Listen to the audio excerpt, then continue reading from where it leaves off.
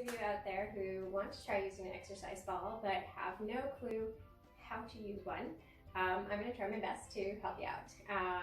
If you're not sure about how to pick the correct size for you, check out the video that I posted on that, and I'll put the link in the description.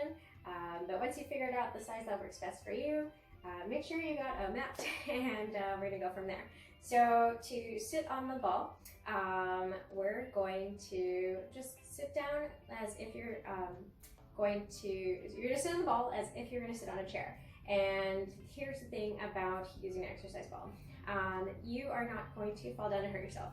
You know, a lot of people go, no, it's uneven, it's unstable, and here's the thing, it's honestly, if you're not thinking about that, it's not going to happen. Focus on the task at hand and focus on what you're expected to do, what motor patterns and your positioning, and you're less likely to worry about falling down, and it's less likely to happen. So here's the thing, Newton's third law, if you apply force in one direction, you'll have an equal and opposite reaction. And I mean, that's it in a jiffy. So if you apply force and you're going to sit on the ball, the force that's acting on the ball is going to push up against you and you'll stay upright. So it's as easy as that. I'll do this sideways so you can see.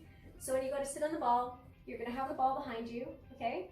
And I know, I'm kind of picky, so sometimes I like to have the grain of the ball kind of in the direction that I'm in. Just depends. Everyone's different. So all you're going to do is make sure the ball's behind you, and then you're just going to kind of, if you're not comfortable just trusting that the ball's there, you can have your hand like so, and you can lower yourself down. So it's as easy as that. I'll get up again. Okay, so look, make sure the ball is behind me, and then all I'm going to do is sit down like so, okay?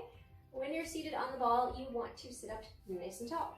If you slouch, the ball will call you out on that, and you will go, okay?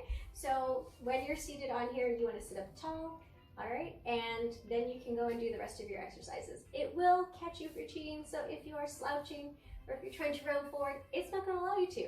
So that's one reason why I like using exercise balls in my rehab programs. It just, it's inexpensive, you can do it at home, and it's going to call you out. But it's also going to work your core. You're going to have to work a lot more muscles and be on it for your body awareness.